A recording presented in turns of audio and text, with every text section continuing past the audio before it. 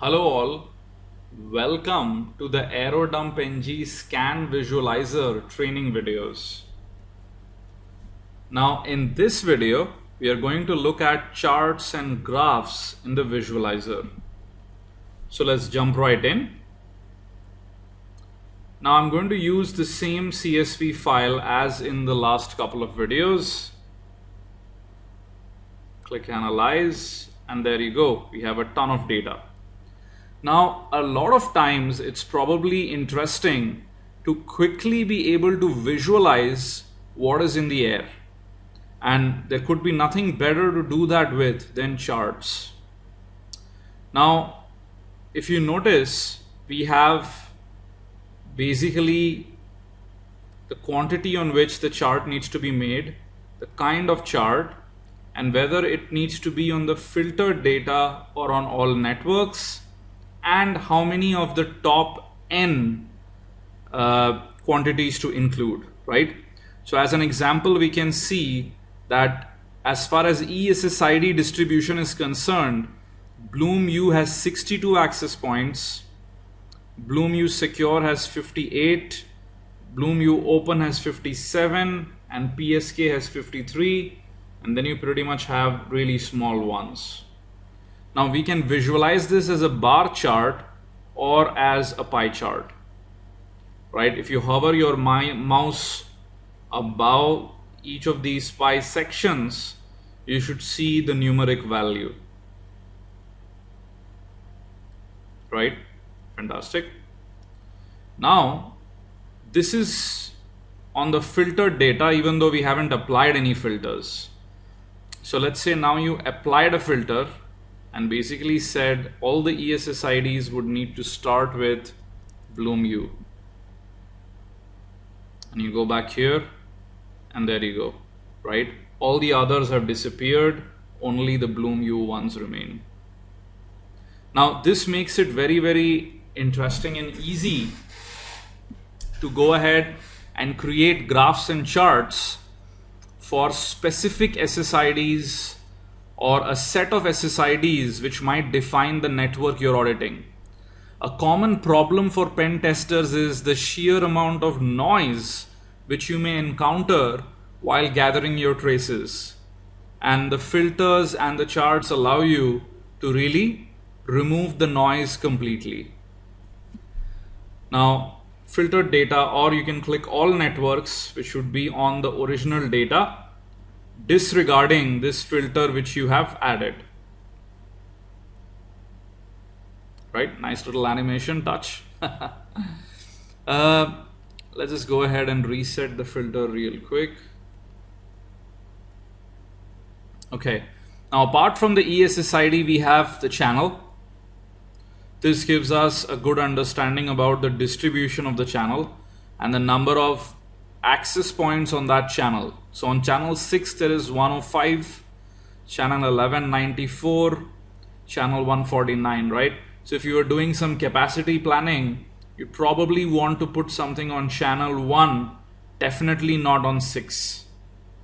You can even look at this in the form of a pie chart, and if you wanted to see if other channels were being used, you could increase this count, though it wouldn't matter in this case. Apart from the channel, you have privacy, right? And all of these just mirror these columns in here, right? Privacy.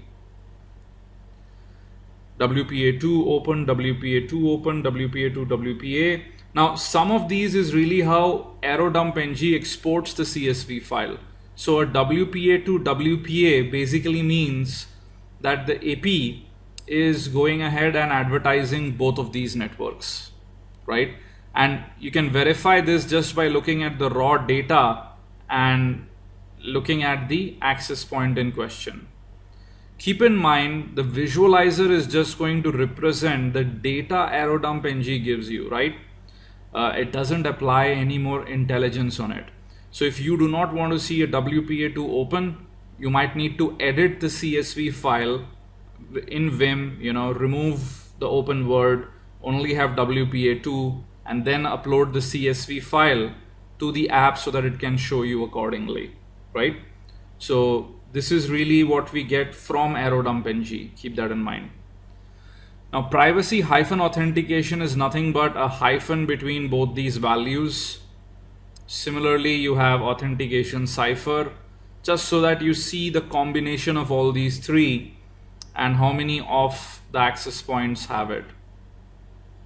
Then you have packets, right, where you could probably include the top 10 or have even a pie chart, right? Can even have signal chart beautifully, of course, is going to be inverted because of the negative values. You could even make this interesting by putting in 50 of them. Not of much value, but you know, the only good thing really is that you can figure out the APs which are closest to you. However, keep in mind that just with a single signal strength reading, this probably isn't going to be of much use to you. And then you have the clients. This is interesting. This is very, very interesting, right? So you can clearly see that BloomU with this specific BSSID has the maximum number of clients. Now, as far as visualizing the clients is concerned, the graph in here is probably a better option. Now, the graph is going to basically create one for every single AP and might look jumbled up in the beginning. The easiest way to work with this is to go back in here, remove all filters, and then just to go ahead and sort by whatever order you would like to see the APs in. So let's say if I would like to see by the number of clients, just going to sort by the number of clients. There we go, highest to lowest. And then if I go here, this is what I would see, right? All of these are individual clients. You can see the MAC address when you hover above them. You can even click on the expand so that now you can see this little flowery pattern. For a very, very large network, you may actually find that there would be a lot of overlapping between these little lobes, but then you can apply other filters like signal strength, etc., and you can bring down the data, right? This is a very nice visualization if you wanted to quickly understand what is connected to what.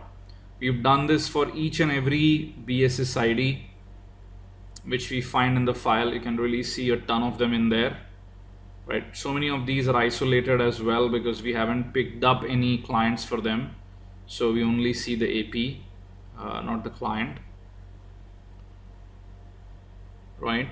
And as I said, depending on the filter which you're adding, so you can apply a signal strength filter, right? And then if you go there, this should be completely now on signal strength, right? Anyway, I found the clients one to be most interesting as far as the graphs is concerned. This was just an interesting visualization to have. Personally, I wanted something like this, maybe with a little bit more interesting things happening, like the clients moving around and whatnot. Maybe later, but for now, this is what we have, right? Awesome. So that's all I had in mind for this video. Definitely play with the charts and graphs. This is probably one of the more interesting things of the scan visualizer. That's all for this video. Thank you and have a great day ahead.